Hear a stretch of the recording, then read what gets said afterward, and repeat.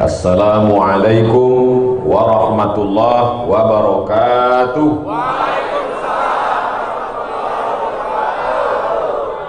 Kaifa halukum? Hebat jamaah sekarang bisa bahasa Arab. Bersyukur kita kepada Allah, malam ini kita masih istiqamah dalam iman dan Islam. Maka kita syukuri nikmat itu dengan ucapan Alhamdulillahirabbil alamin. Dia yang mengajarkan kita bahwa nama yang kita sembah itu Allah. Dia yang mengajarkan kita bahwa setelah kita mati nanti kita akan hidup lagi dan mempertanggungjawabkan segala dosa walaupun sebesar biji sawi. Maka kita berselawat kepada dia. Allahumma salli ala Sayyidina Muhammad wa ala ali Sayyidina Muhammad. Mudah-mudahan kita semua dapat syafaat. Sholat, enggak sholat minta syafaat. Yang saya hormati Imam beserta pembina Masjid Al-Huda, betul? Hadir pula tamu kita malam ini Bapak Dr. Hamdan Zulfa. Hamdan artinya terpuji, Zulfa artinya Zu artinya punya. Liuqarribuna ilallahi zulfa. Zul kalau pisah, tapi kalau nyambung zulfa. Perantara kita dengan Allah Subhanahu wa taala, kita tak bisa langsung. Kita tak bisa langsung dengan pejabat karena pejabat itu tinggi. Kebetulan dia tinggal di lantai 21. Maka mesti pakai perantara, ya kan? Maka kita juga dengan Allah tidak bisa langsung aja ujuk-ujuk. Ente siapa? Mesti pakai perantara. Perantara kita dengan Allah itu adalah amal soleh, bukan somat. Soleh. Termasuklah malam ini adalah amal soleh. Amin. Yang paling berat ujiannya untuk hadir pengajian malam ini adalah ibu-ibu. Berapa sinetron yang hilang? Yang paling berat ujian untuk datang ngaji malam ini bapak-bapak. Tak terlalu berat, tapi anak-anak muda berat. Ini bukan. Nah, tadi hari Sabtu, malam Ahad. Malam Ahad anak-anak muda bonceng ke mall, jalan pacaran. Tapi Masya Allah, tak ada satupun yang pacaran. Yang Mas, AA, nanti malam kita jalan ya? Tidak, aku sudah hijrah. Nanti malam kami pengajian di Masjid Al-Huda. Acaranya hijrah, ngaji bersama Ustadz Abdul Somad. Ustadz yang sedang dilaporkan itu. Rusak nama baik saya. Mudah-mudahan mereka dapat hidayah. Saudara yang dimuliakan Allah Subhanahu wa taala, saya diberikan tema. Sebetulnya saya temanya udah hafal, cuma mau menunjukkan gambar saya besar. Temanya menuju terwujudnya ummatan wasato. Wasato, apa artinya? Wasit. Real Madrid, Barcelona. Mesti ada wasit kan? Wasit itu posisinya di kiri apa di kanan? Terjawab sudah kenapa saya dari tadi di sini kan? Wasit itu harus di tengah. Kalau saya terlalu miring ke kiri, ini wasit yang curang. Kalau saya terlalu condong ke kanan, ke tempat perempuan, nanti dikira wasit gatal. Maka saya ini adalah ummatan wasata, pertengahan. Mas, kamu kok sholatnya cuma maghrib sama isya aja? Adinda, kata Ustadz Somad, kita ini harus wasato. Sholat itu nggak usah semua, pertengahan aja. Benar nggak? Otaknya sungsang. Makanya ngaji supaya jangan sampai menginterpretasi kita, bukan untuk kita tafsirkan sesuai kemauan kita, tapi mengikut tuntunan Allah dan Rasulullah SAW. Fa in tanaza'tum fi syai'in, Kalau kamu bersilang pendapat dalam satu masalah, farudduhu ilallah, kembalikan kepada Allah. Lihat Al-Quran. Wa ila Rasul, lihat Rasulullah sallallahu alaihi wasallam. Memang sifat manusia maunya ekstrim. Apa namanya? Ekstrim, bukan es krim. Ekstrim itu terlalu melampau batas. Yang satu maunya beribadah terus, diajak makan, bro, ayo makan, aku sedang ibadah. Ayo pacaran, aku sedang ibadah. Ayo jalan-jalan, aku sedang ibadah. Ada nggak orang model gini? Ada. Namanya Abdullah, nama bapaknya Amr, nama kakeknya As. Abdullah bin Amr bin As. Datang Nabi SAW. Abdullah bin Amr bin As, ya, kabarnya ente nggak lagi makan, pagi, petang, siang, malam nggak mau makan. Betul ya Rasulullah, karena aku mau beribadah. Kabarnya ente tidak lagi menikah, sampai istrimu pun mengadu. Betul ya Rasulullah, karena aku ingin beribadah. Apa kata Nabi SAW? Apakah Nabi senang dengan orang yang ibadah terus? Tidak. Ana akhsyakum, aku orang paling takut sama Allah. Wa atqakum, aku orang paling takwa kepada Allah. Asumu, aku berpuasa. Wa uftir, tapi aku juga makan. Yang belum makan, makan. Jangan sampai nggak makan. Ustaz udah makan, oh sedikit-sedikit makan. Saya tadi sebelum berangkat makan. Sampai di sini, Ustaz silakan makan. Saya sudah makan Pak. Dikit aja Pak Ustaz. Oke, janji ya dikit aja. Saya lihat enak. Dulu ini orang ibadah ekstrim, tiap hari puasa, sampai istrinya pun dia tidak mau berhubungan karena dianggapnya ini akan melalaikan dari Allah. Makan melupakan pada Allah, minum melalaikan dari Allah, punya anak, punya istri melalaikan. Nabi marah, aku orang paling takwa, aku orang paling takut sama Allah, aku puasa, tapi aku juga makan. Aku sholat malam tahajud, tapi aku juga tidur. Wa atazawwajun nisa, dan aku menikah. Makanya yang jomblo mudah-mudahan hijrah menikah. Yang bilang amin yang belum menikah. Menikah lagi bukan urusan saya. Tapi saya ikut mendoakan. Ketahuan. Oleh sebab itu maka dalam Islam diajarkan makan, silakan. Kulu, makanlah. Wasrabu, minumlah. Wala tusrifu, jangan berlebih-lebih.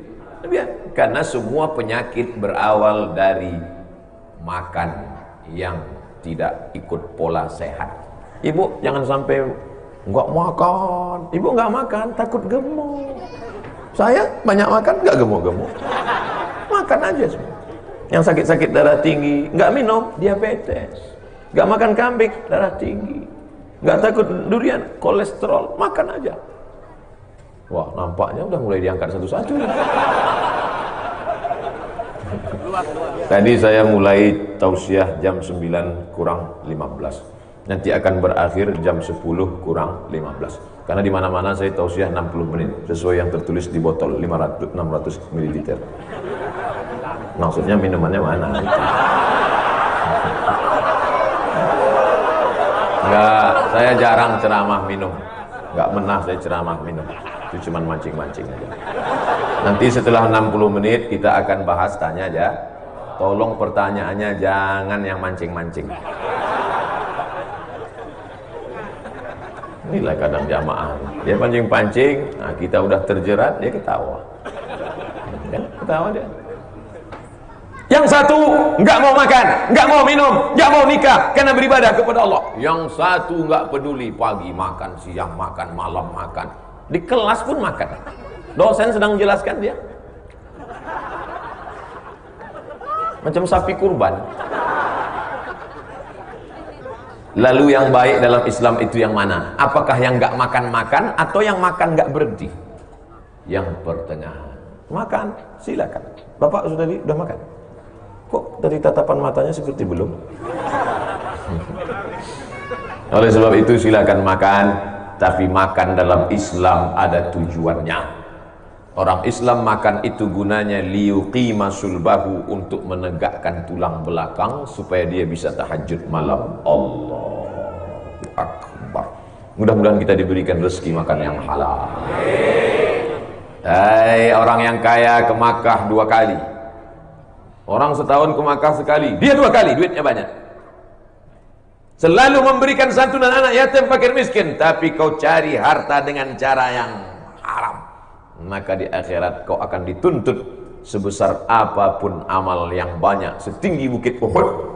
Ya'ti yaumal qiyamati bi salatin, ada orang yang datang menghadap Allah, salatnya banyak, salat qabliyah, salat ba'diyah, Idul Adha, Idul Fitri, salat duha, salat isra, salat awabin, salat tahajud, salat witir, salat tasbih, salat, pokoknya banyaklah.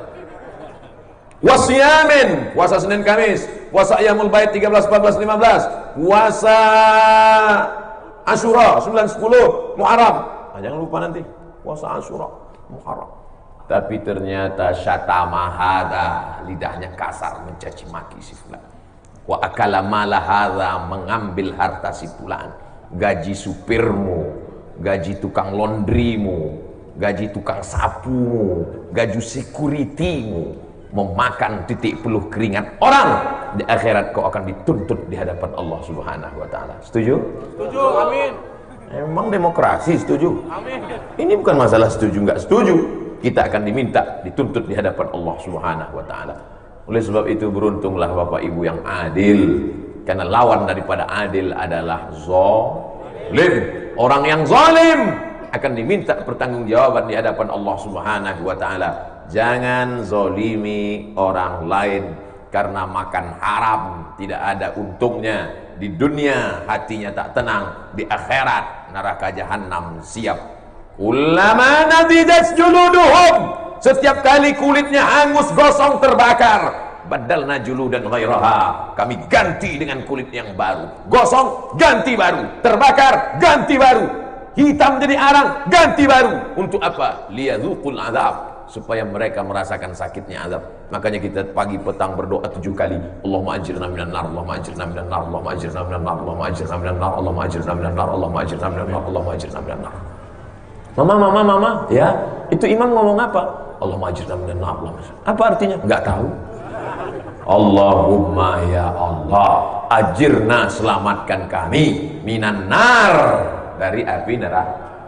Sebab masuk neraka gara-gara makan haram. Untuk yang pertama ini jelas? Makanan dulu. Kenapa Ustaz cerita makanan? Karena orang kebanyakan masuk neraka gara-gara makan. Dimakan sesuap nasi yang haram, berubah menjadi setetes darah haram. Darah haram masuk ke dalam jantung, lalu dari jantung menyemprot naik ke otak, akhirnya isi otak haram.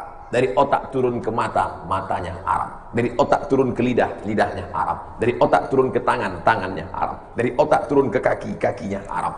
Dari jantung naik ke otak, turun ke mata, turun ke telinga, turun ke lidah, turun ke kaki. Haram, haram, haram, haram. Yang anak-anak muda mudah-mudahan dapat kerja yang halal-halal. Ibu-ibu yang perempuan-perempuan mudah-mudahan suaminya pulang membawa rezeki yang halal. Itu mana hijrah? Hijrah artinya pindah. Pindah dari yang haram kepada yang halal. Pindah dari riba kepada syariah. Pindah dari zalim kepada adil. Sudah siap pindah? Pindah kemana? Bukan pindah tempat. Kalau sekedar pindah tahun, saya sudah berapa kali pindah tahun. Lahir 1977, sekarang 2019, sudah pindah 24 kali. Pindah. Ada bapak yang pindah 40 kali, ada ibu yang pindah sampai 50 kali. Pindah tahun. Bukan pindah. Hijrah adalah pindah dari yang tak baik menjadi baik. Mudah-mudahan yang selama ini masih belum baik menjadi baik. Yang kurang baik menjadi agak baik. Yang sudah baik istiqomah dalam kebaikan. Allahumma rzuqnal istiqamata, berikan kami istiqomah ya Allah, ala syariatil gharra, di dalam syariat agama Islam yang benar, wa tariqatil bayda, di jalan yang lurus ini ya Allah. Amin ya rabbal alamin. Selesai satu masalah makan. pertengahan. Jangan meninggalkan makan sampai nggak mau makan karena beribadah. Jangan pula sampai makan terus. Akhirnya kalau perut kenyang, maka mata pun. Kalau tegang urat perut, kendur urat mata. Tegang urat perut, kendur urat mata. Nyamuk kalau dia lapar dia hidup. Nyamuk kalau lapar dia hidup. Kalau dia kenyang dia mati. Nyamuk kalau kenyang mati. Pernah tak Bapak melihat nyamuk tiba-tiba mati di tangan Bapak? Iya, Bapak pukul. Kenapa nyamuk tidak bisa terbang? Karena kenyang. Dia hisap darah. Nyamuk itu masih keturunan Dracula. Nyamuk kalau lapar dia hidup, tapi kalau sudah kenyang dia mati. Bedanya dengan manusia, manusia kalau lapar maka hikmahnya hidup, tapi kalau sudah dia kenyang hikmahnya tenggelam.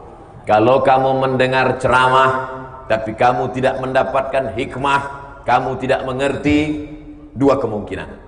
Yang ceramah itu kenyang atau yang dengar itu kenyang, atau dua-duanya sama-sama kenyang. Saya tadi makan nggak terlalu banyak karena saya lihat Pak penasehat ngambil nasi dikit, Pak imam dikit, Pak doktor dikit. Saya ngaku sudah makan, jadi saya dikit juga. Dan orang nggak percaya kalau saya bilang saya makan banyak.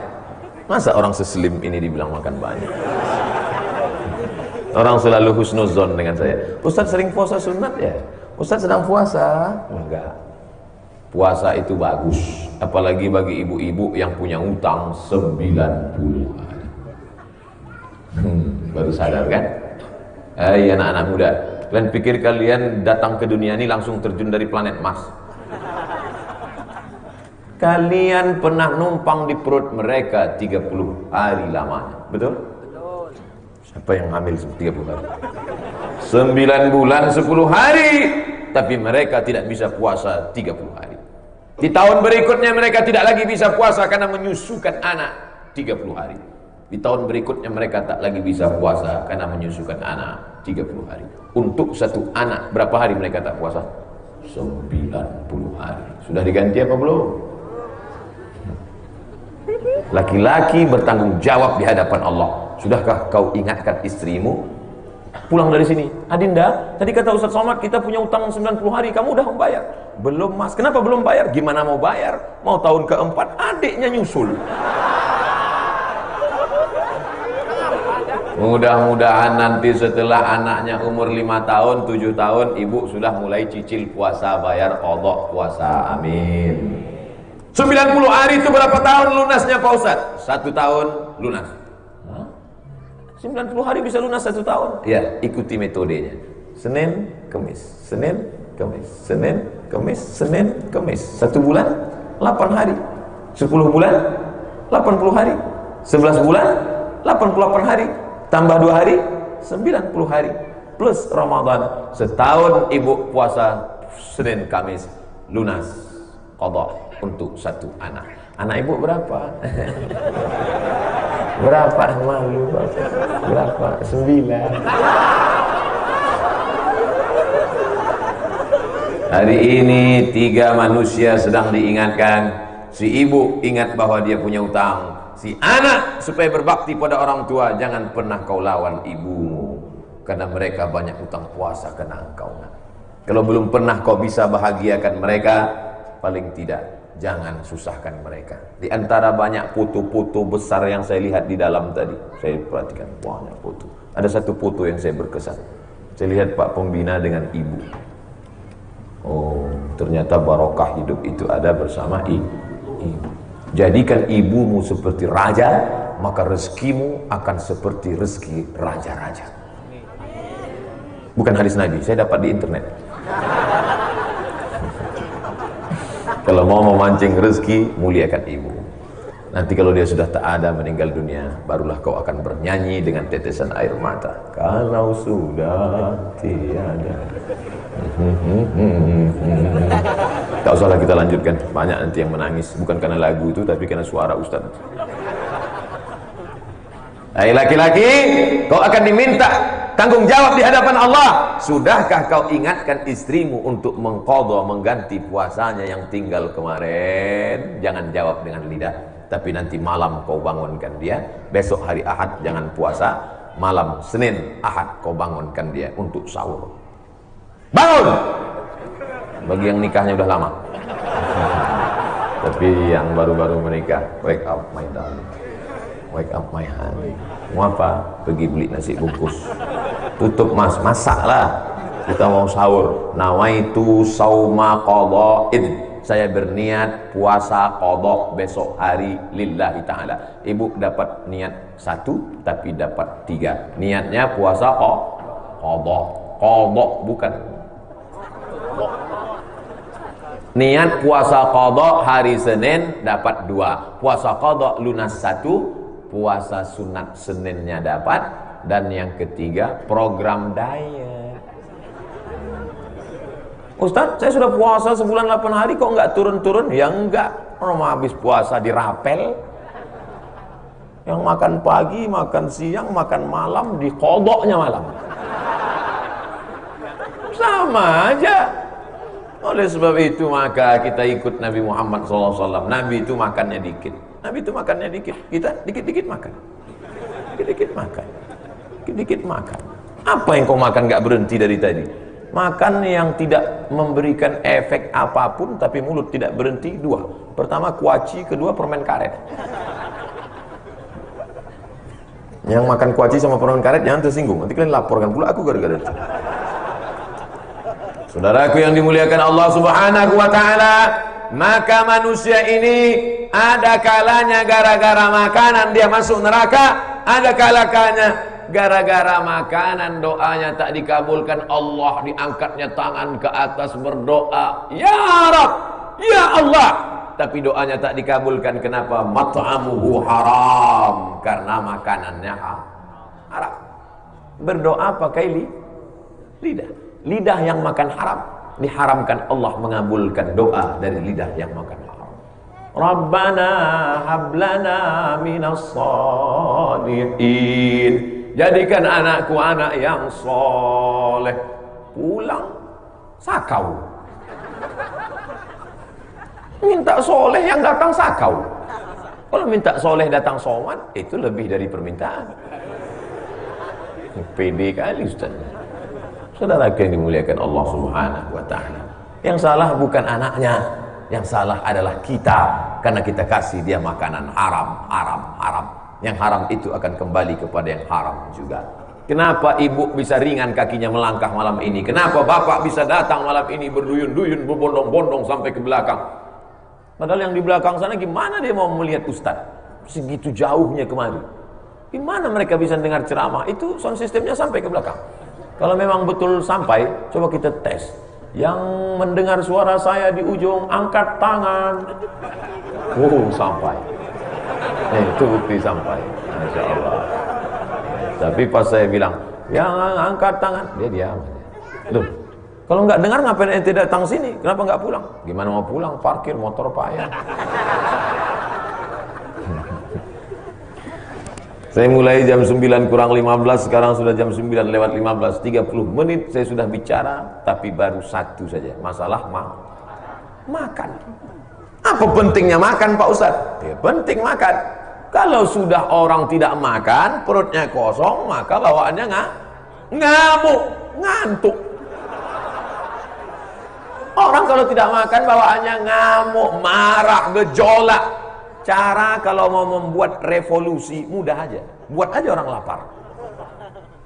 Naikkan harga barang, buat beras itu sulit, maka mata orang akan merah karena kelaparan, mengamuk. Tapi selama orang kenyang, adem, ayam, tentrem, ayo kita unjuk rasa.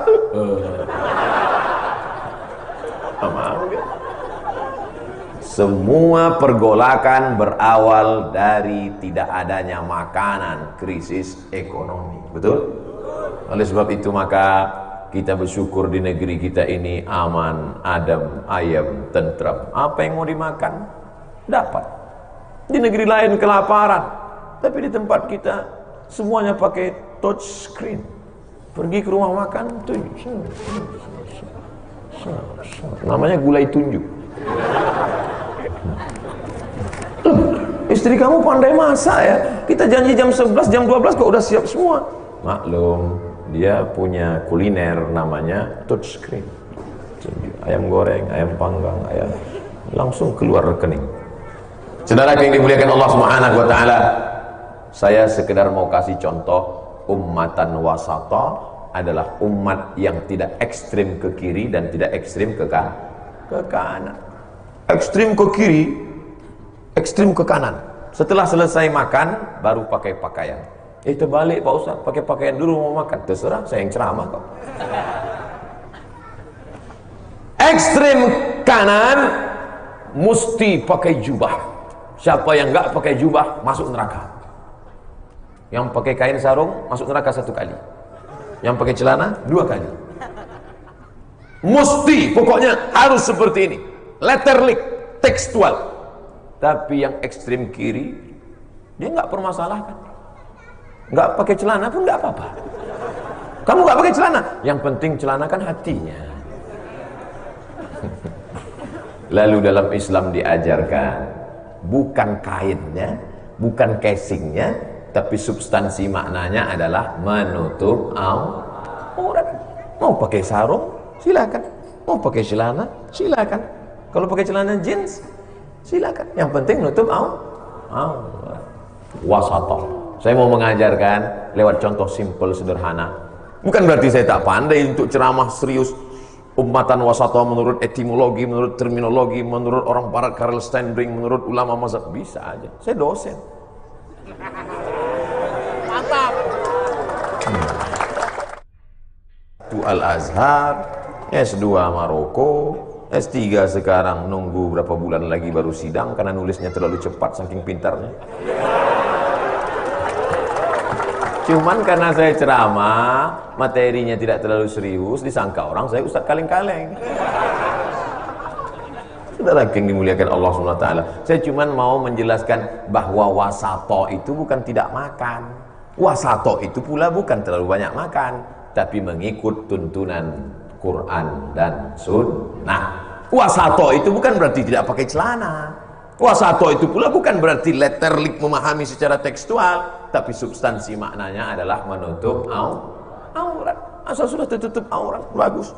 Saya lihat semuanya menutup aurat. Masya Allah. Entah hari ini aja, wallahualam. Besok pagi pakai celana pendek. Orang barat pakai celana pendek, lututnya putih.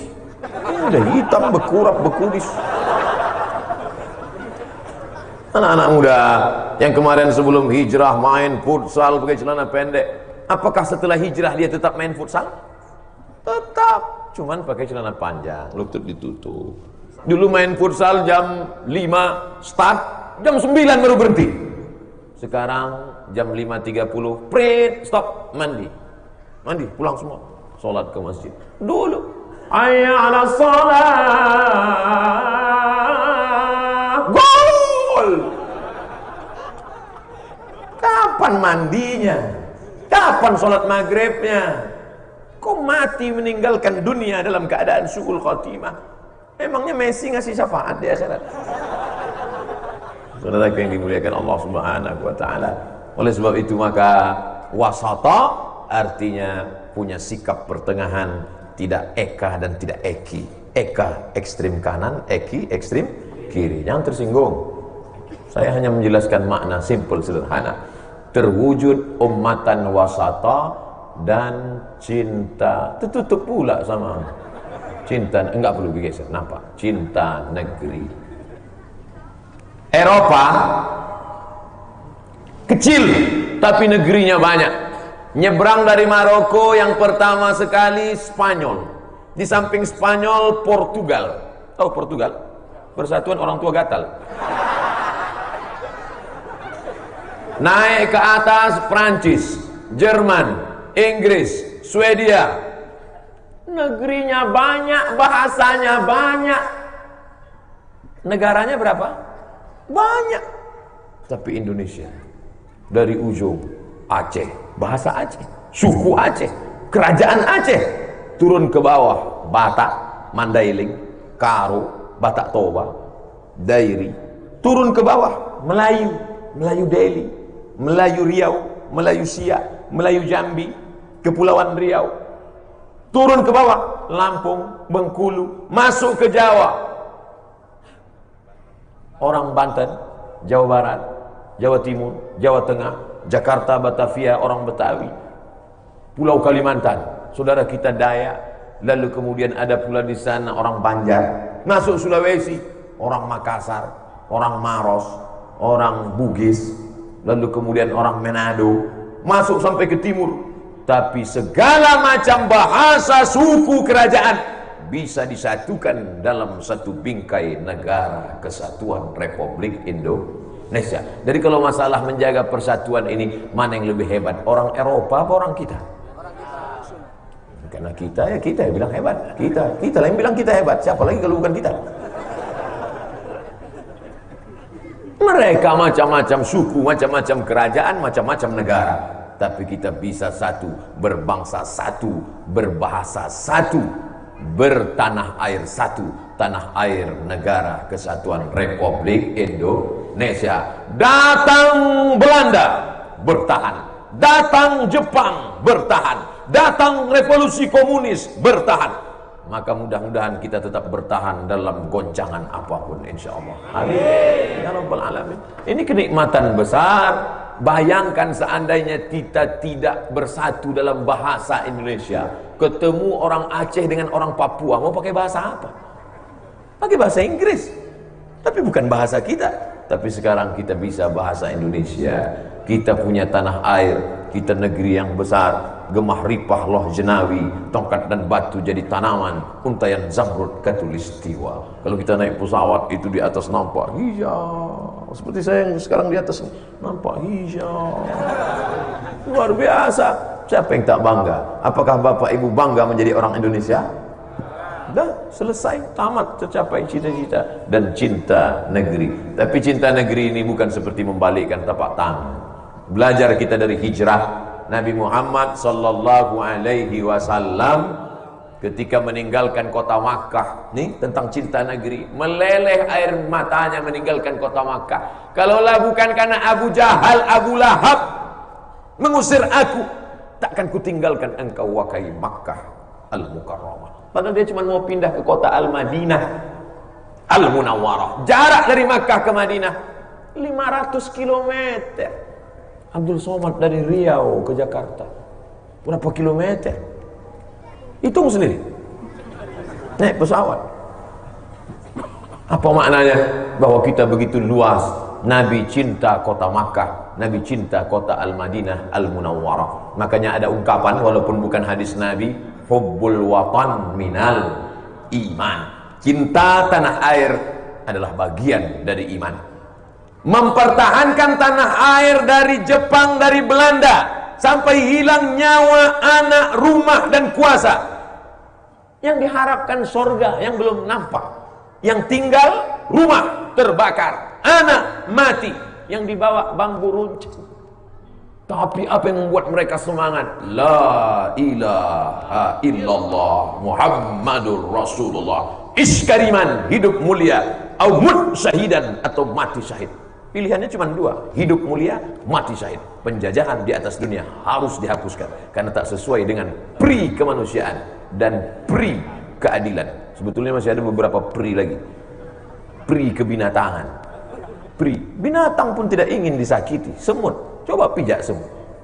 Kalau satu ya tak menggigit, tapi kalau satu sarang. Makanya ada ungkapan patah petitih kita mengatakan, semut pun kalau sering diinjak dia akan melawan juga. Betul? Oleh sebab itu maka cinta tanah air ini harus kita pupuk dari sejak dini, dari sejak kecil. Anak-anak diajarkan cinta tanah air. Ibu-ibu bacakan itu ke anak-anak. Nak, kemerdekaan kita itu 17 Agustus loh. Itu hari Jumat nak. Saat itu Presiden Soekarno dengan Bung Hatta beserta para ulama memproklamirkan kemerdekaan kita. Ceritakan kepada mereka dalam satu hembusan nafas ibu sedang mengajarkan kepada dia tauhid. Dulu pakai bambu runcing mereka anak. Oh, jadi pejuang kita dulu mah pakai bambu. Musuh kita mereka pakai senapan angin. Mereka pakai senapan besi, pakai tank. Kenapa kita bisa menang? Karena pertolongan Allah. Makanya di pembukaan Undang-Undang Dasar itu disebut atas berkat rahmat Allah dan keinginan luhur bangsa Indonesia. Maka dengan ini bangsa Indonesia menyatakan kemerdekaannya. Jadi ceritanya itu. Ini sekarang banyak ibu-ibu tidak lagi bisa cerita ke anak-anaknya. Mama, cerita mama. Udah pergi sana. Nih, hidupkan gadget, dah dengar aja. Akhirnya hubungan ibu dan anak jauh, tidak lagi dapat menceritakan kisah-kisah bapak dan ibu yang dimuliakan Allah Subhanahu wa taala. Cinta negeri, cinta tanah air ditanamkan dari sejak dia dini sampailah saat ini. Apakah bertentangan kalau kita cinta tanah air dengan sikap beragama? Tidak. Karena para ulama, wali songo, para kiai, guru-guru kita semua mengeluarkan fatwa menyerang musuh-musuh yang merusak bangsa. Mufti dari Makkah Al-Mukarramah mengeluarkan fatwa, siapa yang jihad melawan musuh penjajah maka matinya adalah mati syahid. Syahid artinya melihat. Kenapa orang mati syahid itu disebut melihat? Karena sebelum mati dia sudah melihat tempatnya di dalam surga. Sebelum dia mati, malaikat sudah mengepakkan sayapnya. Hai Abdul Somad, kau mati syahid, tempat kau di blok C nomor sekian. Nampak tempat. Makanya sebelum meninggal dia senyum. Makanya orang mati syahid itu senyum. Kenapa? Udah kelihatan tempatnya. Kita tempat parkir aja payah. Saudara yang dimuliakan Allah Subhanahu wa taala. Oleh sebab itu maka negeri ini merdeka karena para ulama mengajarkan cintai tanah air, korbankan harta dan nyawa, korbankan apa yang kau punya. Akhirnya Belanda pun pulang pontang-panting, tinggallah terong Belanda sama durian Belanda. Jepang pun lari pontang-panting, tinggal selopnya, tak sempat naik pesawat bawa sendal. Itu maka disebut dengan selop Jepang. Saudara yang dimuliakan Allah Subhanahu wa taala. Tapi bukan berarti saya ingin mengajarkan kita semua membenci, tidak. Bahwa kita dulu punya sejarah, ya. Bahwa kita dulu punya masa lalu, ya. Tapi sekarang setelah ini kita hijrah total, kita pindah. Ayul hijratu afdal. Apa hijrah yang paling afdal ya Rasulullah? Hijrah yang paling bagus itu apa ya Rasulullah? Apakah hijrah tempat? Bukan. Apakah hijrah waktu? Bukan. Apakah hijrah masa? Bukan. Lalu apa? Man hajaras sayyi'at. Orang yang meninggalkan perbuatan dosa. Makanya anak-anak muda yang kemarin tahun 1440 masih pacaran, 1441 malah nambah. Ini belum hijrah lagi.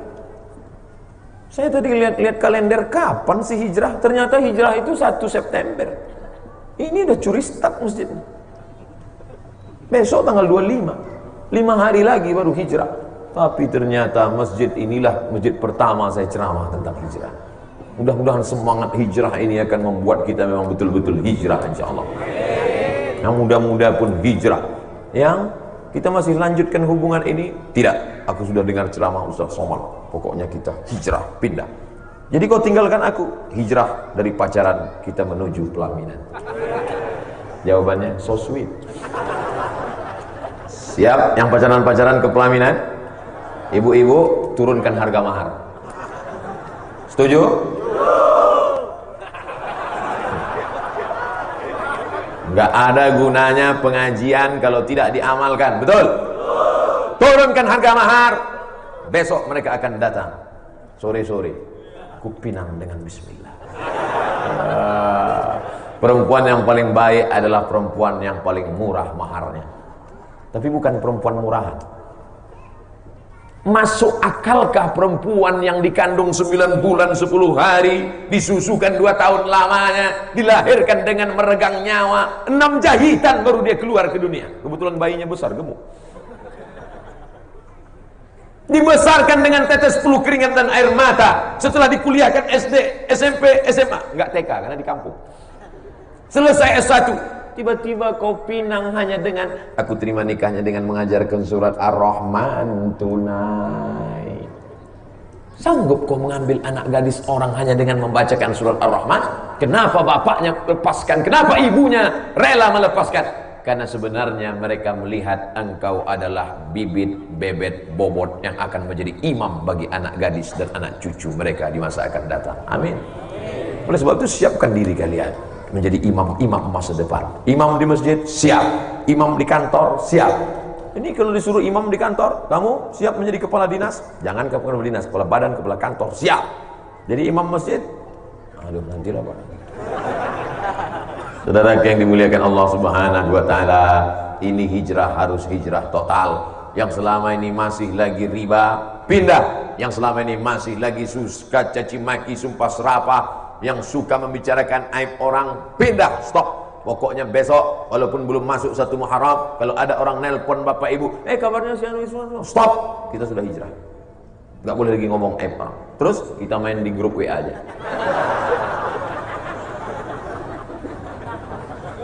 Sama aja. Oleh sebab itu maka kita betul-betul pindah dari yang tidak baik menjadi baik. Tapi hijrah ini jangan Bapak Ibu bayangkan Nabi melangkahkan kaki dari kota Makkah menuju Madinah, bismillahirrahmanirrahim, la haula wala quwata illa billah, yang terjadilah. Hijrah ini penuh dengan strategi. Nabi pindah dari kota Makkah, dikejar oleh kafir Quraisy.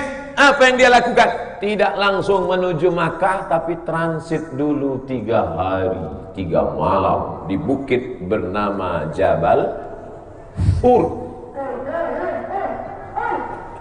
Penceramah kedua udah datang.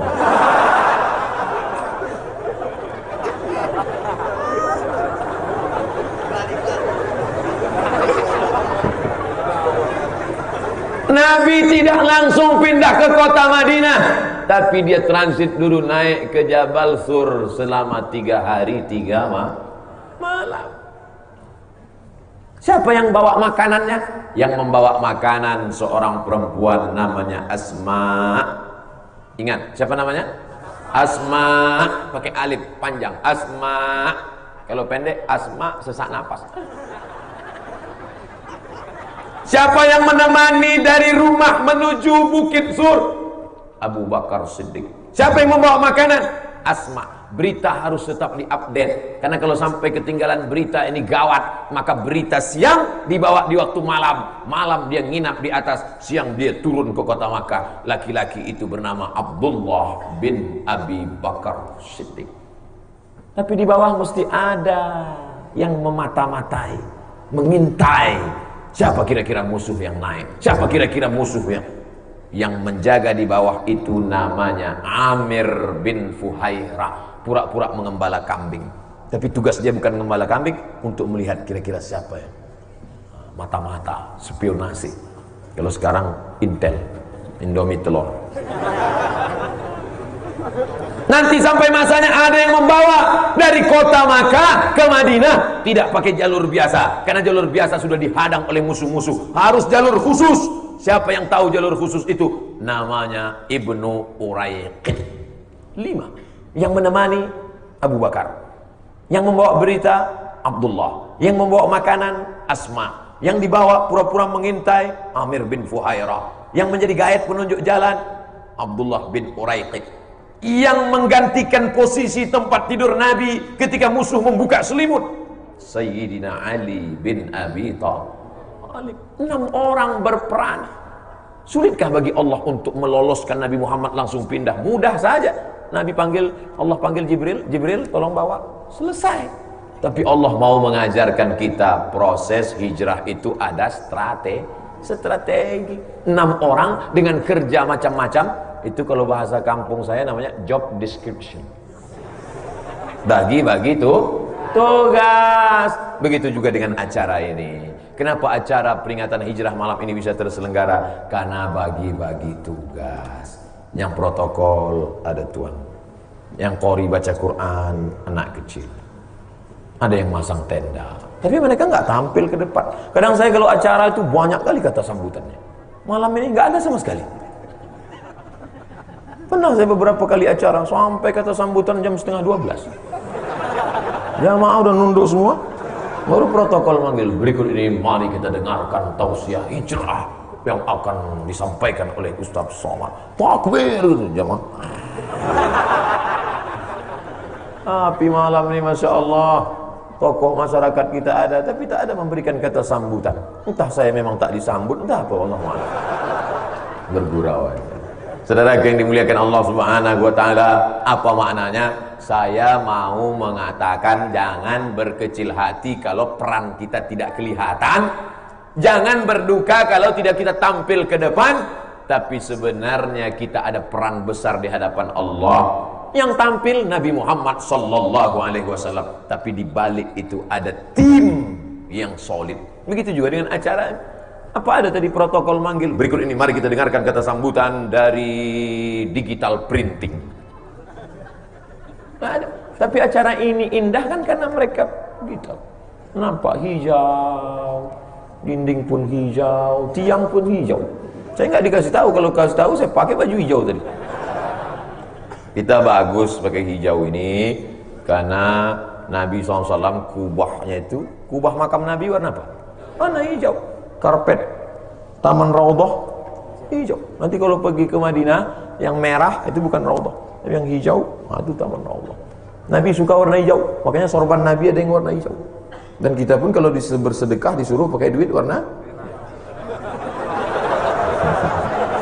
Saudara yang dimuliakan Allah, mata bagus, mata banyak-banyak nengok warna hijau supaya awet, supaya dia tahan. Banyak-banyak makan sayur warna. Enggak selamanya, tanya dokter lah.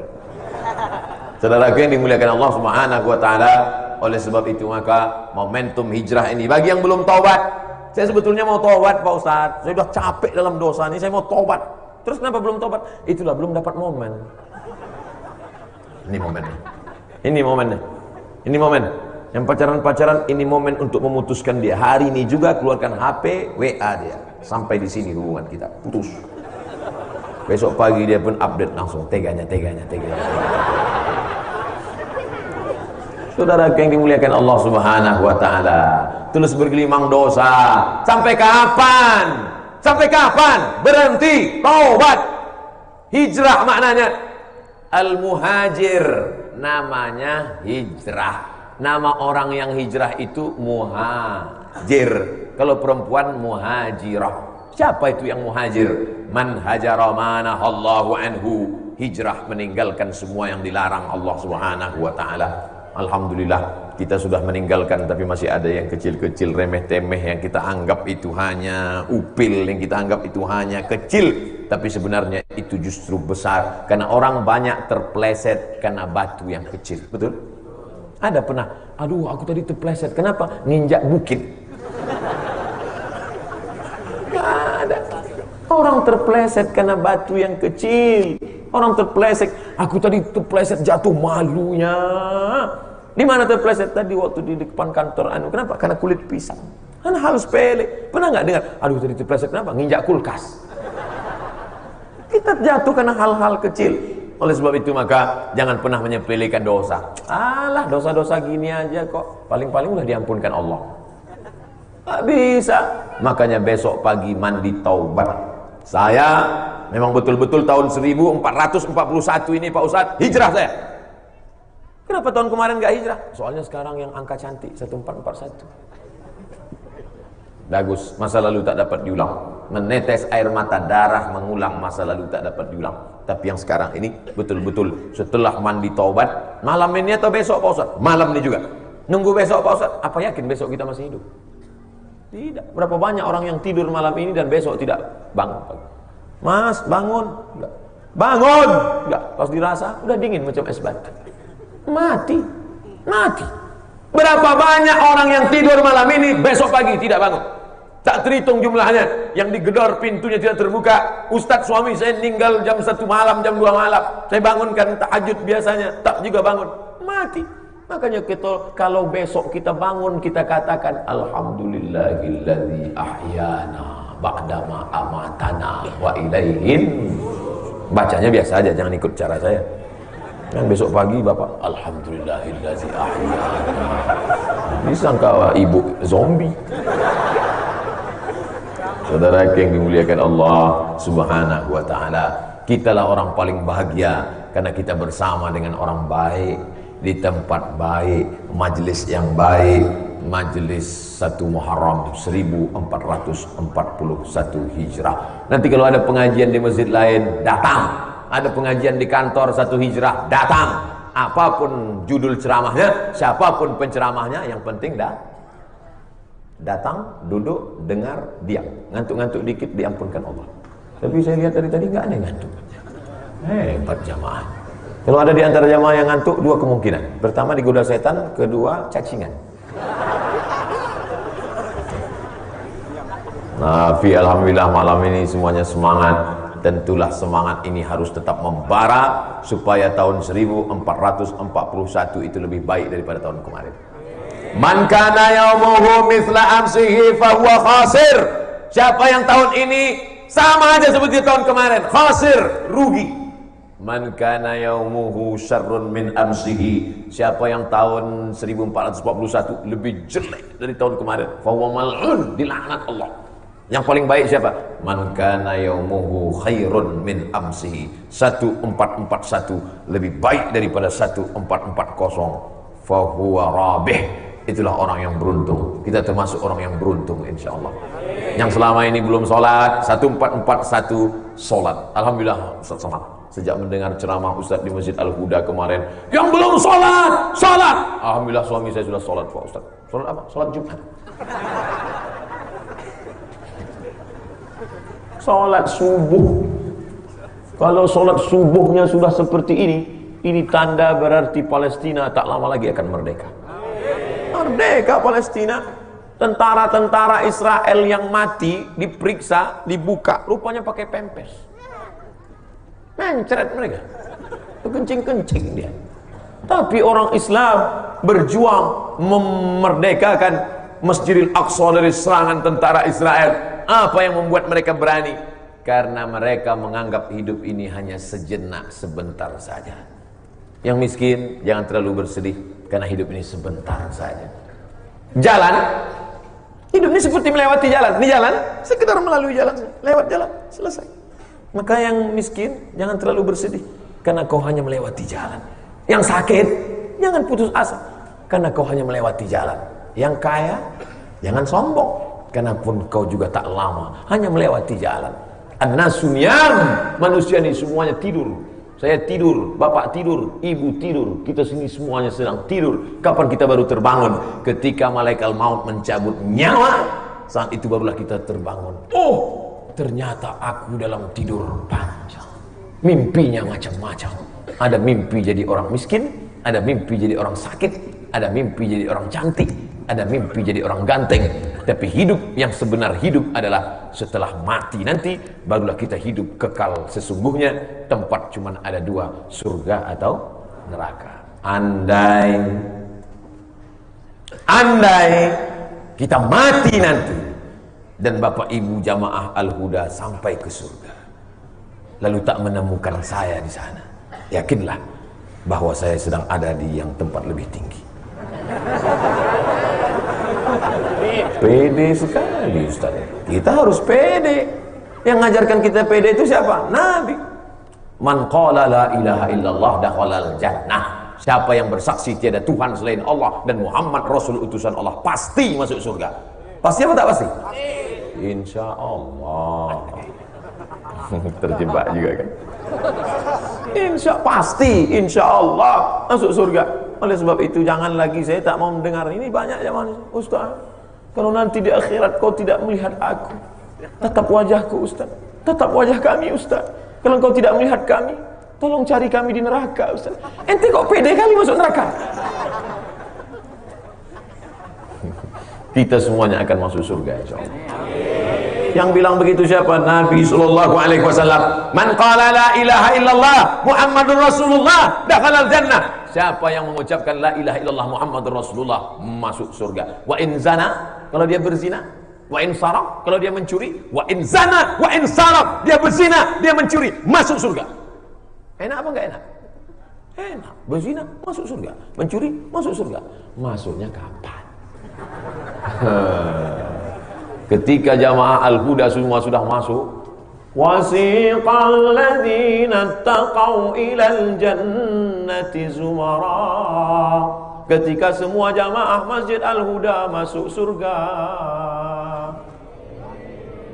Yang bilang enggak amin, kamu tadi kenapa enggak amin? Saya jamaah Masjid Al-Ikhlas Pak Ustaz. Ini sampel aja bro, ente serius kan? Ketika semua jamaah Masjid Al-Huda masuk surga, apa kata malaikat? Salamun alaikum, peace be upon you,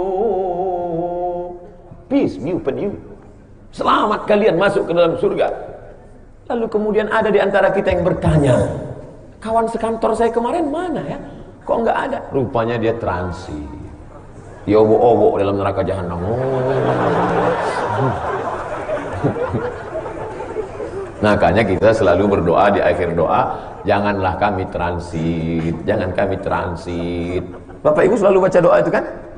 Iya, mana doanya itu? Rabbana atina fid dunya wa fil akhirati wa qina azabannar. Itulah doa, wa qina azabannar, jangan sampai transit. Syahnu kemana? Transit. Transitnya di mana? Di Sakor. Ada satu tempat transit itu namanya Sakor. Lalu Allah nanya, malaikat nanya, masalakakum fi Sakor? Kenapa ente transit di Sakor? Mereka jawab, lam naku minal musallin, karena kami enggak sholat. Yang enggak sholat masuk surga. Amin. Yang enggak sholat kalian pikir enggak masuk surga. Cuman transit di Sakor. Berapa lama di sana Pak Ustaz? Jangan kau tanya. Pokoknya diletakkan batu kerikilnya di tapak kaki, mendidih otakmu di atas. Macam buah bakso. Kau bayangkanlah itu. Oleh sebab itu maka carilah suami yang soleh, solat. Ibu-ibu yang punya suami yang solat, alhamdulillah. Ibu-ibu yang suaminya belum solat, mudah-mudahan momen hijrah ini solat dia insya Allah. Amin. Ya Allah, bukakan pintu hati suami-suami yang belum sholat ya Allah. Tak juga terbuka pintu hatinya, tenggelamkan dia sama Fir'aun ya Allah. Istrinya baik, suaminya tak baik. Asiyah namanya. Siapa namanya? Asiyah. Asiyah baik, suaminya tak baik, suaminya Fir'aun, tapi doanya baik. Apa doa Asiyah?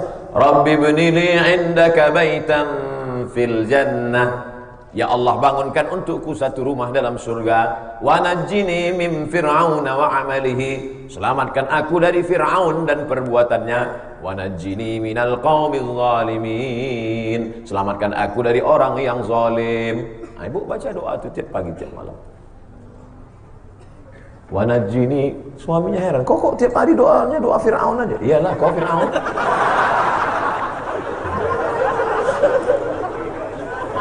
Ustadz, gimana cara mendoakan supaya suami sholat Pak Ustadz? Suami ibu nggak sholat? Nggak sholatnya sekarang apa dari dulu? Memang dari dulu Pak Ustadz. Kok mau nikah sama dia? Itulah, dulu dia datang pakai mobil, yang sholat naik ojek. Dapatkah mengembalikan masa lalu? Menetes air mata darah, lan tarji'al ayyamul lati marat, yang lalu takkan mungkin dapat terulang kembali, tapi akan datang, jangan sampai diulang pada anak cucu kita. Pilihlah calon menantu yang sholat. Begitu juga kalian yang laki-laki, pilihlah istri yang sholat. Ini kenapa kau pilih dia? Dia lipstiknya 2 inci. Kenapa kau pilih dia? Oh, dia yang paling cantik Pak Ustaz. Putih orangnya Pak Ustaz. Kalau minum minuman bergas kelihatan buihnya di situ. Menikah karena wajah-wajah akan berubah. Menikah karena suku, bangsa, harkat, martabat akan hilang. Menikah karena harta akan melayang. Tapi kalau karena la ilaha illallah Muhammadur Rasulullah, kalimatu haqqin alaiha nahya, dengan itu kita hidup, wa alaiha namutu, dengan itu kita mati, wa biha nub'atsu. Saya sekalian nengok jam. Dengan itu juga kita akan dibangkitkan menghadap Allah Subhanahu wa taala. Jangan terlalu ke kiri, jangan terlalu ke kanan. Wa kadzalika ja'alnakum ummatan wasata. Kami jadikan kalian umat yang pertengahan. Mudah-mudahan kita betul-betul mewujudkan ummatan wasata. Amin ya rabbal alamin. Apa betul Ustaz udah ceramah 60 menit ya? Jam saya tak mungkin bohong. Saya mulai jam 9:15, sekarang jam 10:15. Bagaimana caranya memupuk rasa cinta tanah air sebagai anak muslim yang milenial? Kalian anak muda ini cinta tanah air. Ya, bagaimana cara mewujudkannya Pak Ustadz? Buatlah yang kira-kira membuat kita membangkitkan adrenalin semangat. Kumpul beberapa anak muda, komunitas, pergi ke panti asuhan, ajak anak-anak makan bareng, makan siang bareng. Kalau untuk ngasih sebulan kalian belum mampu, bapak kalian, ibu kalian bisa, tapi kalian belum. Maka ajak makan siang bersama anak yatim. Mereka anak-anak Indonesia, anak suku bangsa kita, tapi cuman kurang beruntung karena bapaknya meninggal, susah aja. Makan siang bareng, besok, jangan tunda-tunda, besok hari Ahad. Kebetulan momen Agustus sekaligus Muharram. Datang, temu. Assalamualaikum Pak Panti Asuhan. Ya, Bapak Ketua Panti. Ya, berapa anak yatim di sini? Ada 300 orang. Keluarkan, kami mau makan sama. Berapa? Agak 10 orang aja. Karena kebetulan kalian komunitasnya nggak banyak, cuma 10. Nah, makan bareng. Itu untuk membangkitkan persaudaraan, untuk membangkitkan kesamaan kita. Kemudian buat lagi cerita, datangi veteran-veteran perang kita. Ini untuk membangkitkan sesama anak bangsa. Ternyata ada anak bangsa yang kurang beruntung. Lalu kemudian untuk membangkitkan cinta tanah air kita, datangi veteran-veteran rumah-rumah jompo yang masa itu mereka masa kependudukan Jepang yang usianya sekarang 70, 80. Sebenarnya saat melihat mereka, kita bukan sedang melihat orang lain. Saat itu kita sedang melihat diri kita 50 tahun yang akan datang. Kalian yang sekarang berumur 20, pergi ke panti jompo, kalian sedang melihat diri kalian 50 tahun akan datang. Begitulah bentuk kulitmu yang tak lagi mulus keriput. Begitulah bentuk wajahmu yang mulai turun ke bawah. Begitulah bentuk rambutmu yang sudah mulai memutih. Dan banyak cerita kepada mereka bagaimana dulu saat berjuang melawan Jepang, bagaimana dulu saat berjuang melawan Belanda. Ini membangkitkan cinta tanah air. Setelah itu barulah bangkit semangat mahasiswa-mahasiswa dari fakultas apa? Kedokteran. Serius, profesional, jadi dokter spesialis. Hasil dari dokter spesialis, kalian akan bangun masjid, akan menyantuni anak yatim, akan menyekolahkan fakir miskin, sehingga negeri ini akan bangga punya anak-anak bangsa yang menjaga harkat martabat anak bangsa, insyaallah. Amin. Saya kalau anak muda yang bertanya semangat saya, tapi kalau yang tua-tua semangat juga. Mohon petunjuknya bagaimana kita mengetahui membedakan ketika kita diberikan teguran atau cobaan oleh Allah Subhanahu wa taala. Misalnya demam. Misalnya demam. Dari mana kita tahu demam itu teguran apa cobaan? Ada kalanya sakit itu untuk menghapus dosa. Ada kalanya sakit itu untuk mengangkat derajat. Ada kalanya sakit itu laknat. Ada kalanya sakit itu menempatkan kita di surga yang tertinggi. Dari mana kita tahu bahwa demam kita itu masuk kategori demam level A, level B, level C? Apakah dari panasnya? Oke, termometer. Oh, panas Anda 40. Ini laknat nih. Tidak bisa. Makanya dalam hadis qudsi dikatakan, ana inda husni zanni abdi bi. Aku menurut prasangka hambaku padaku, maka kita mesti husnuzan. Andai besok kita demam, nauzubillah, sekedar sampel contoh, maka yang pertama kita pakai hadis, la yusibul mu'min min nasabin wala wasabin wala saqamin wala syaukin yastakuha. Demam panas, gundah gulana, susah hati, duri menusuk tapak kaki, cara Allah menghapuskan dosa-dosa. Jadi husnuzan sama Allah, bahwa Allah menghilangkan dosa kita. Kapan dia jadi laknat? Kalau penyakit itu datang tidak merubah apa-apa, tidak mengingatkan pada mati, tidak mensyukuri nikmat sehat, tidak merubah apapun, saat itu kita sedang terlaknat. 3, ada kalanya penyakit itu mengangkat derajat kita. Haji, balasannya haji mabrur, surga. Bangun masjid, balasannya dapat satu tempat istana di surga. Tapi ada balasan yang tidak bisa dihitung. Apa dia? Orang yang sabar, maka sabar menerima penyakit, tapi tetap berobat. Jangan gara-gara ini, ayo kita ke rumah sakit. Sabar. Itu bukan sabar, bodoh. 4, mungkin engkau tak ada dosa karena selalu istighfar, tahajud, witir, duha. Mungkin engkau pula sudah ditinggikan Allah derajat, tapi rupanya namamu sudah ada dalam daftar penghuni surga Jannatul Firdaus. Sudah ada namamu di situ. Namamu sudah dituliskan malaikat. Cuman waktu dicek kurang amalnya. Ada yang kurang 2 on, ada yang kurang 2 mili. Maka bagaimana cara melengkapkannya? Diuji Allah SWT. Ketika dia dapat menerima itu, ridha dia, maka dinaikkan Allah. Maka segala yang kita alami itu ada 4. Pertama, menghapus dosa. Yang kedua, mengangkat derajat. Yang ketiga, nama kita sudah masuk surga, tapi amal kita belum cukup. Yang keempat, tak ada perubahan apa-apa, menjadi terlaknat. Mudah-mudahan kita selamat dari yang nomor 4. Semoga Ustaz Somad selalu sehat dan selalu dilindungi Allah. Amin. Saya Arif Firmansyah, punya adik satu bapak. Posisi bapak sudah almarhum, sudah meninggal. Bolehkah saya menjadi wali nikah untuk adik saya? Tak bisa.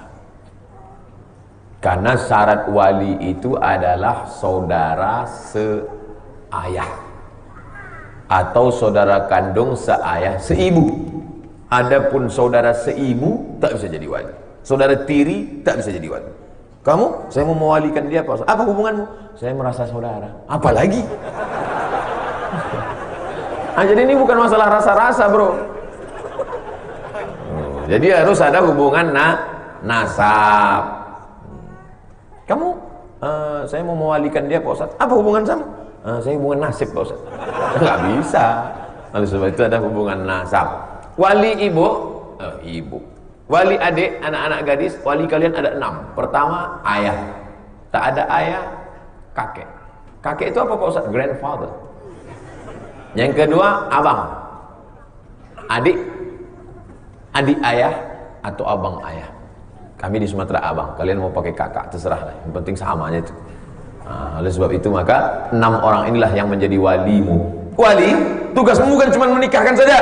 Wali bertanggung jawab kalau anaknya, cucunya, ponakannya, adiknya pakai jilbab pasrah tapi tak rela. Pakai jilbab sakaratul maut. Pakai jilbab setengah hati. Tidak menutup aurat. Kau akan dituntut di hadapan Allah. Selangkah lagi kau mau masuk surga. Tapi kalau kau biarkan perempuan yang menjadi tanggung jawabmu ini, maka kau juga selangkah lagi masuk neraka. Oleh sebab itu jaga adik perempuan kita. Jangan sembarangan dibawa oleh laki-laki. Mas, aku bawa adikmu ya. Bawa lah. Jam 12 nggak apa-apa. Alah pagi pun nggak apa-apa. Bawa. Nanti pinjam motor kau sebentar ya. Nggak bisa. Oleh sebab itu ini tanggung jawab luar biasa. Tapi bukan berarti karena tidak bisa diwalikan lalu tidak peduli. Tetap peduli. Tapi masalah urusan wali bukan sembarangan. Jangan menikah tanpa wali. La nikaha, tidak sah nikah illa biwaliyin, kecuali dengan wali. Wa syahidai adlin, dengan 2 saksi yang adil. Ini banyak nih sekarang nikah pulang. Itu siapa? Suamiku. Kapan kau nikah? Kemarin. Walinya? Udah saya bayar kemarin wali. Wali dibayar. Emang Pak RT? Pak RT pula marah pula Pak RT. Ustadz yang disayangi Allah, amin. Bolehkah badal haji laki-laki dilaksanakan perempuan? Boleh. Mana dalilnya? Ada seorang perempuan mau membadalkan haji ayahnya karena ayahnya sakit keras. Badal haji itu apa? Melaksanakan haji untuk orang 2. 1 sudah meninggal dunia, yang 1 masih hidup tapi sakit keras. Dalilnya ada. Labbaik Allahumma subrumah, labbaik Allahumma subrumah, aku menghajikan subrumah. Nabi nanya, ente ngajikan siapa? Subrumah. Subrumah itu siapa? Akhi, my brother, sedulurku, saudara saya. Dia sudah meninggal dunia. Ya. Kau sudah haji apa belum? Belum. Hajikan dulu dirimu, baru hajikan subrumah. Itulah dalil boleh menghajikan orang yang sudah meninggal. Mudah-mudahan kita semua bisa berangkat haji. Setelah adik-adik nanti haji, pas haji yang kedua, itu kau hajikan saudaramu. Pas nanti sampai di Bir Ali, labbaik Allahumma umrah an fulan bin fulan, aku hajikan saudaraku si fulan bin fulan, aku umrohkan. Bagaimana kalau jamaahnya laki-laki mau menghajikan ibunya? Sah. Bagaimana kalau jamaahnya perempuan mau menghajikan bapaknya? Sah. Dalil tentang ini hadis sahih. Ya Rasulullah, bapak saya kalau dinaikkan ke atas onta jatuh. Naik atas onta jatuh. Sudah tua, tulang belakangnya tak bisa lurus lagi. Bolehkah saya hajikan dia? Boleh. Itu dalil yang sudah tua bisa dihajikan karena tak sanggup lagi naik pesawat. Bagaimana sikap saya jika istri saya mohon maaf selingkuh dengan sahabat saya sendiri? Az-zaniyatu waz-zani, laki-laki perempuan yang berzina, fajlidu kulla wahidin minhuma mi'ata jaldah, cambuk 100 kali kalau belum nikah. Kalau sudah nikah, farjumuhumal battah, dimasukkan ke dalam tanah, dilempar batu sampai mati. Ini selingkuh dia dengan temanmu, maka kau panggil dia baik-baik, kasih tahu dia, kau kalau hidup zaman Nabi udah lempar pakai batu, udah mati kau lah. Kalau kau bisa menerima dia, taubat dia, terima dia baik. Tapi kalau kau tak bisa menerima dia dengan baik, bunga bukan setangkai, kumbang bukan seekor, patah tumbuh hilang berganti, hilang satu tumbuh 1000. Emang main bola tepuk tangan.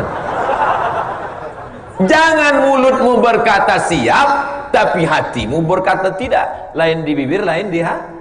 Itu judul lagu. Selesai saya sholat Jumat, datang jamaah. Ustaz Somad, ya, istri saya selingkuh 2 tahun Pak Ustaz. Terus akhirnya ketahuan. Terus bisa kamu terima dia? Bisa Pak Ustaz. Siap kamu menerima apa adanya? Siap Pak Ustaz. Nah, jagalah. Kalau siap jaga. Jangan mulutmu mengatakan siap menerima, tapi hatimu tidak. Akhirnya setiap melihat dia, nampak wajah selingkuhannya. Aku Pak Ustaz memang udah siap, tapi pas melihat wajahnya mau kutusuk aja kepalanya.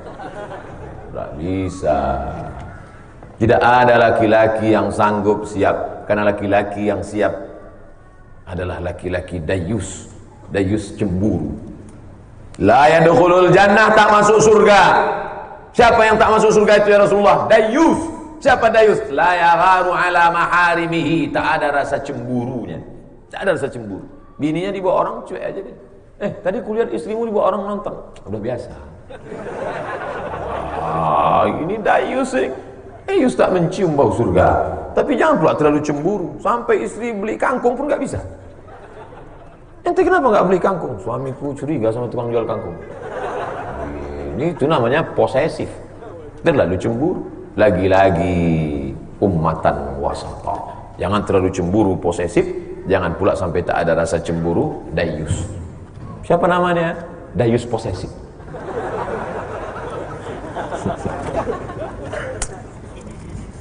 Hai perempuan, tidak ada laki-laki yang bisa menerima perempuan yang berselingkuh.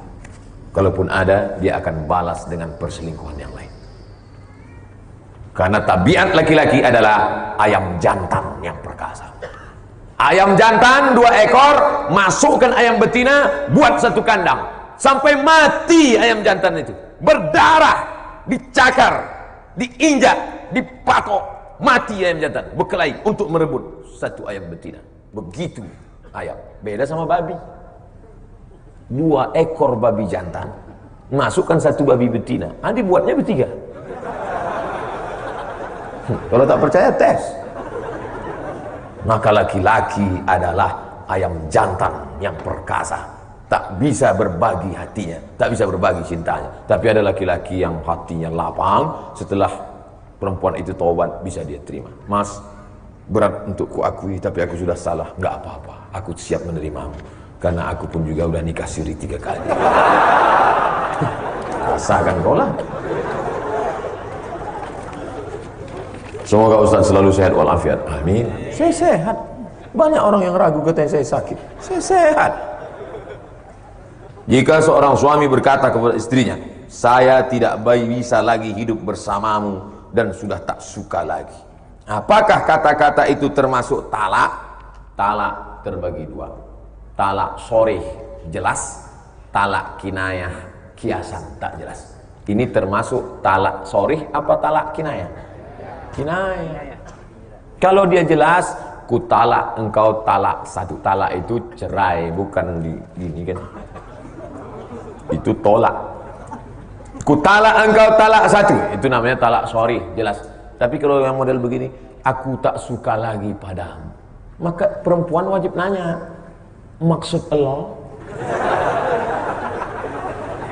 Misalnya dia bilang, kau pulang aja lah ke rumahmu. Atau dia katakan, aku mau muntah nengok muka kau. Maka jangan langsung diam. Tanya dia, maksudmu? Kalau dia bilang ada niat tolak, maka jatuh talak satu. Aku sudah tak suka lagi, pulanglah ke rumah. Maksudmu? Enggak, aku nyuruh aja. Enggak jatuh, berarti enggak ada niat. Tapi kalau kata dia ada niat, maka jatuh talak satu. Talak satu masih bisa rujuk Pak Ustaz? Bisa. Limit waktunya berapa lama? 3 bulan. Kayak visa paspor juga.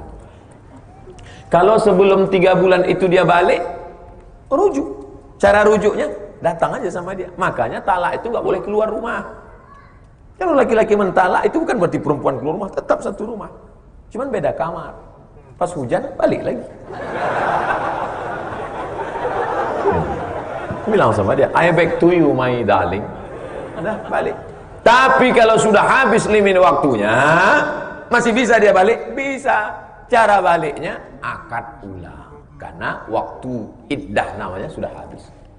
Macam nikah pertama kali dulu. Ada mempelai laki-laki, ada wali, ada 2 saksi, ada mahar, ada ijab dan aku nikahkan engkau dengan anakku dengan mahar sebentuk cincin emas tunai sah. Itu namanya pengantin baru stok lama. Jelas? Talak 2 masih bisa balik. Yang tak bisa balik talak 3.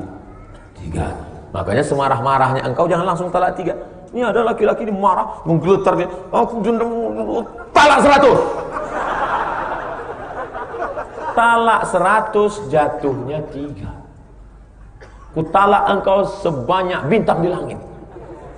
Jatuh 3. Kalau sudah jatuh talak 3, la tankihu fala tahillu lahu hatta tankiha zawjan ghairah. Tidak boleh kau nikah dengan dia sampai dia nikah lagi dengan laki-laki lain. Hati-hati. Makanya laki-laki itu sebelum menikah mesti paham kursus pernikahan. Jangan asal-asal aja. Ini yang penting mampu, punya uang langsung nikah. Nggak ngerti masalah. Akhirnya rupanya dia sudah talak dan dia tidak tahu talak. Sudah talak bolak-balik. Asal marah talak. Lambat teh manis talak. Lambat sarapan talak. Lambat setrika talak.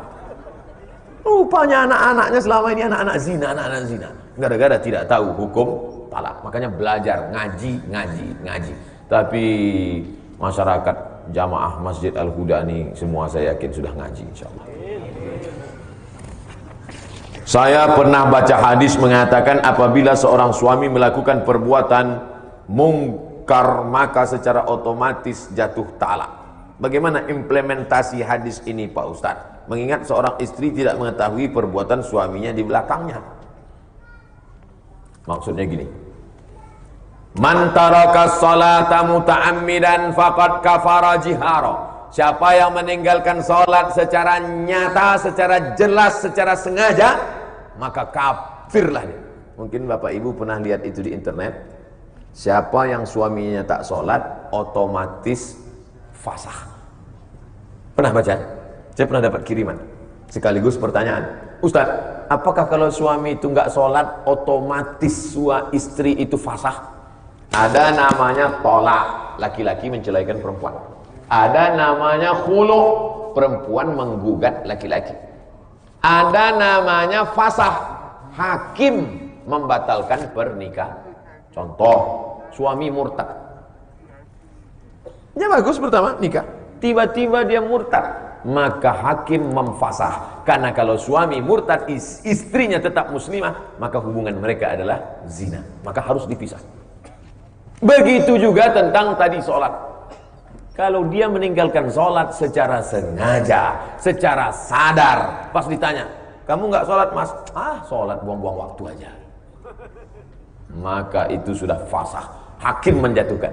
Hakim mesti memanggil dia. Dipanggil oleh wilayah hisbah. Ini sudah fasakh. Kalau mau, taubat dia, bersyahadat ulang, masuk Islam dia balik, baru bisa disatukan balik.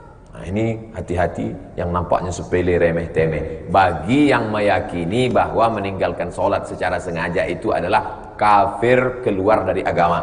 Tapi menurut Imam Nawawi, orang yang tidak sholat itu terbagi 2. Pertama, karena malas. Kalau malas tak sampai kafir, dia hanya fasik saja.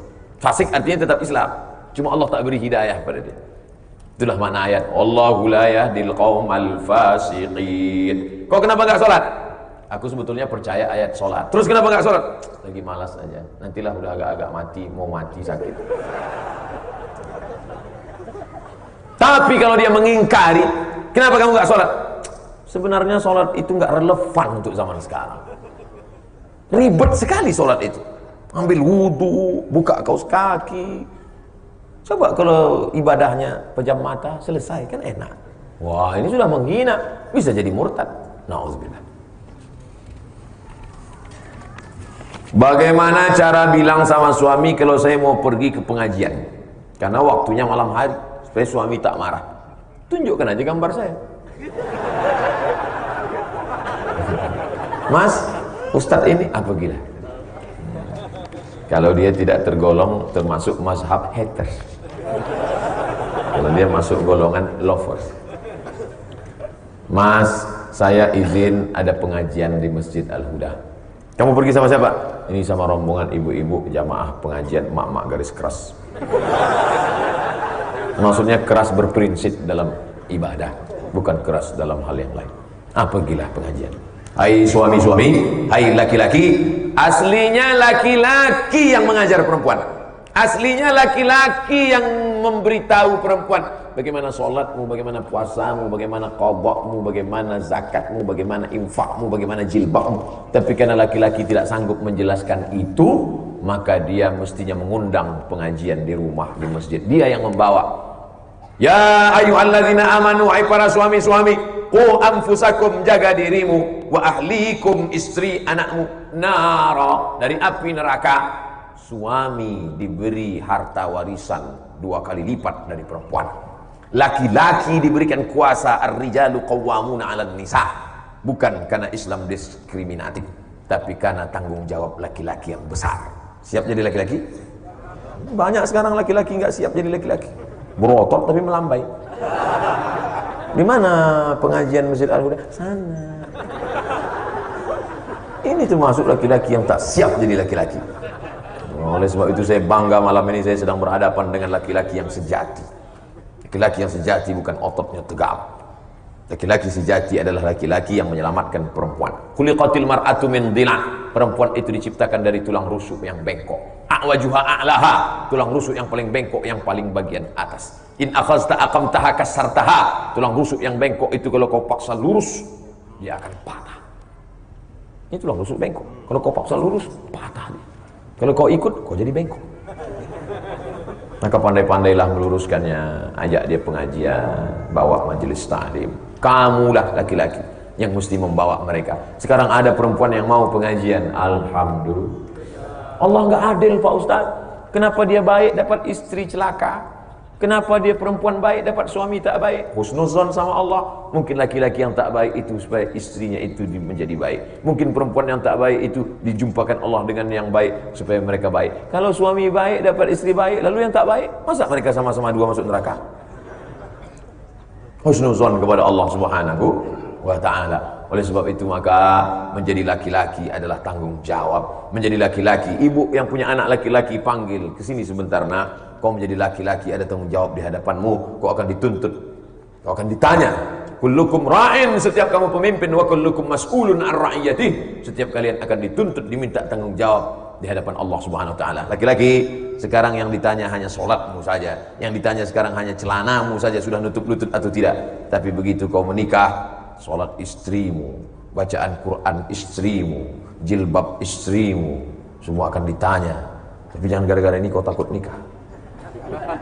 Kau udah nikah, berat kata sholat. Jadi gimana? Aku mau nikah sama laki-laki. Ya oh, alhamdulillah. Laknat di atas laknat adalah disebutkan azabnya dalam Al-Quran. Ata'tunar rijala syahwatan min dunin nisa. Kenapa kalian bersyahwat melihat laki-laki tapi tidak pada perempuan? Ada laki-laki yang bersyahwat pada laki-laki. Melihat perempuan, cuek aja deh. Bro, ada cewek cantik, cuek aja. Ada anak lajang ganteng, wow. Ja'alna 'aliha safilaha. Kami jadikan bagian bawah tanah itu naik ke atas, bagian atas jatuh ke bawah. wa amtarna alaihim bihijaratin min sijilin mamdud. Kami hujani mereka dengan tanah liat yang terbakar api neraka. Azab bagi homoseksual. Hati-hati. LGBT. Mudah-mudahan Allah menyelamatkan anak-anak muda kita insyaallah. Tadi saya dapat gambar kiriman, ada anak muda remaja masjid aktivis nikah. Saya buat komen di bawah, LGBT. Apa maksudnya Ustaz? Laki gemuk, bini tipis. Lakinya besar, istrinya kurus. Saudara yang dimuliakan Allah Subhanahu wa taala, tak ada makna pengajian kita malam ini kalau tidak membawa perubahan. Betul? Oleh sebab itu kita ingin setelah pengajian ini ada perubahan. Yang sebelumnya tidak sholat subuh, besok sholat subuh berjamaah. Yang sebelumnya belum berhijab, mudah-mudahan dibukakan Allah pintu hatinya berhijab. Yang selama ini masih lagi keluh kesah, selalu mengutuk nasib, mulailah dia percaya kepada takdir baik dan takdir buruk. Mudah-mudahan sesuai dengan tema kita, terwujudlah kaum muslimin ummatan wasatan yang cinta negeri dan tanah air. Amin ya rabbal alamin. Kalau tidak kita membangun bangsa ini, tidak akan mungkin orang lain akan datang membangunkan bangsa kita untuk kita. Usaha sudah, sekarang berdoa, habis itu kita pulang bertawakal. Maka sebelum berdoa kita mohon kepada Allah, bertawassul dengan membaca Al-Fatihah. A'udzu billahi minasy syaithanir rajim. Bismillahirrahmanirrahim. Alhamdulillahi rabbil alamin. Arrahmanir rahim. Maliki yaumiddin. Iyyaka na'budu wa iyyaka nasta'in. Ihdinas siratal mustaqim. Siratal ladzina an'amta 'alaihim ghairil maghdubi 'alaihim waladdallin. Amin. Allahumma ja'al hadzal balada baladan aminan mutma'innan ya'tihi rizquhu min kulli makan. Jadikan negara kesatuan Republik Indonesia negeri yang aman, damai, terbuka pintu rezeki dari segala macam penjuru ya Allah. Allahumma waffiq ulata umurina, berikan hidayah taufik hidayahmu kepada pemimpin-pemimpin kami agar dapat membantu menolong negeri ini menjadi negeri yang aman, baldatun thayyibatun wa rabbun ghafur. Allahumma dafa'na al-ghala' wal waba' wal fahsya' wal riba wal zina wal munkar. Selamatkan negeri kami dari perpecahan, malapetaka, bencana, musibah, riba, zina, narkoba, perbuatan keji dan munkar.